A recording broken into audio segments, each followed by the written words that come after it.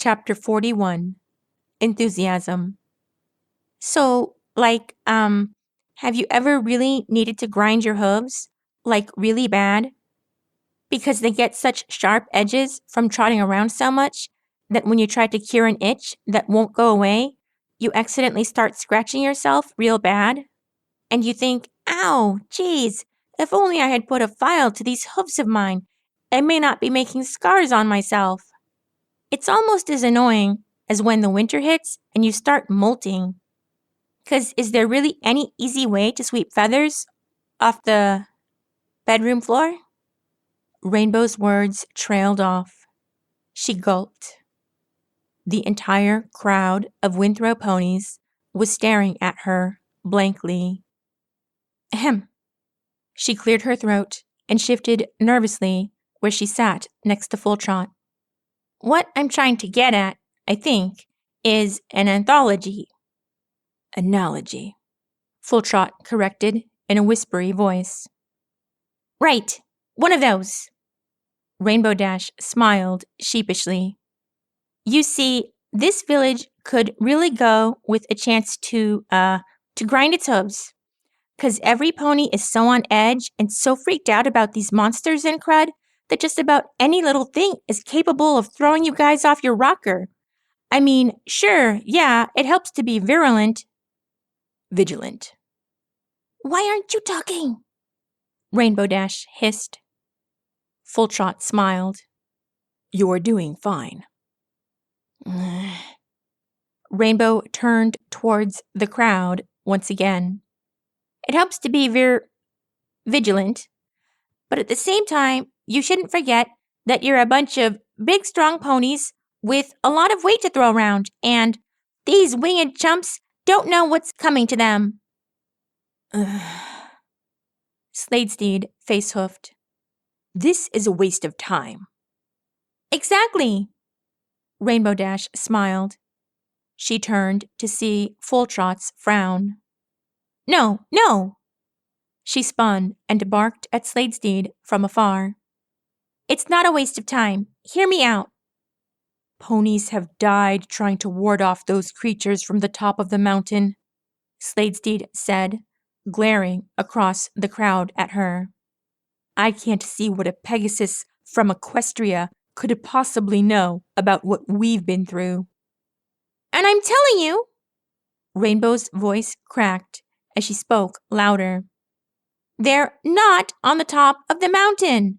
There's nothing on the top of the mountain but the mountain. Several citizens glanced at one another and murmured as she went along. I was there, all right. I was there, and, all I saw were a bunch of fissures venting steam up into the air. Fissures? Hushtail spoke up. Yeah, they were cracks. Too tiny for even those horrible bad things to fly through. If I didn't know better, I'd say that the super evil mists were coming from inside the mountain itself. From inside the mountain? Sladesteed made a face.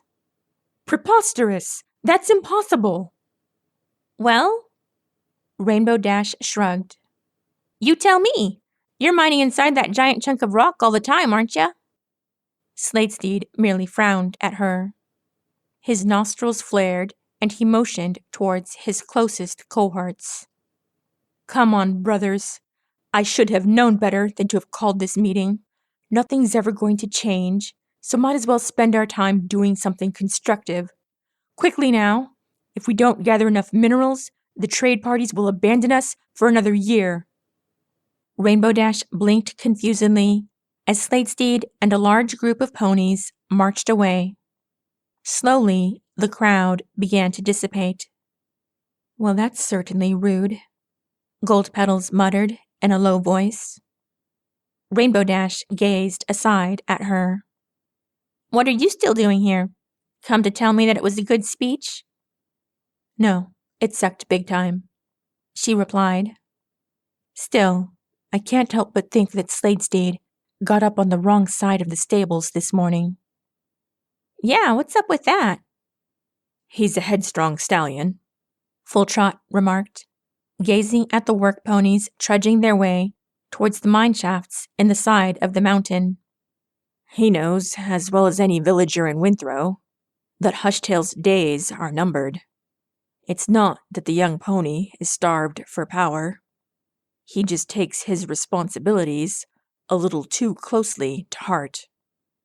And that is a heart that has hardened over the years, Hushtail added as he marched over towards Rainbow Dash. I am most sorry, Equestrian, for the awkwardness of that scene. It goes without saying that my son and I haven't seen eye to eye in a long time. Well, he's concerned for a lot of good reasons, Rainbow Dash said. Sounds like things in this village have been pretty grim. How many other ponies have wanted to relocate, I wonder? Instead of answering that, Hushtail leaned forward and asked, Is it true? There were no nests atop the mountain summit? None that I could see, sir, Rainbow Dash replied. Though I didn't really get the best look-see. Maybe I can fly up there again.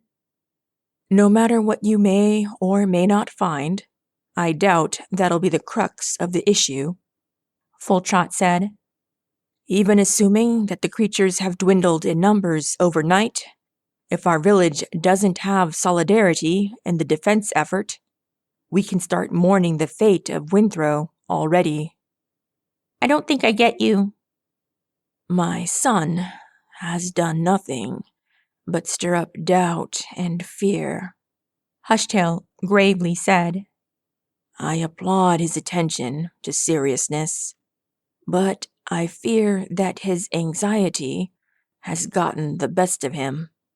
He may not have a proper assessment of his own charisma, but his words are putting a damper on the spirit of this village.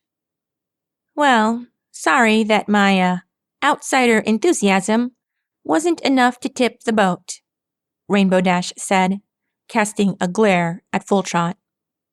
I just wish that I could reach out to him somehow, Hushtail muttered.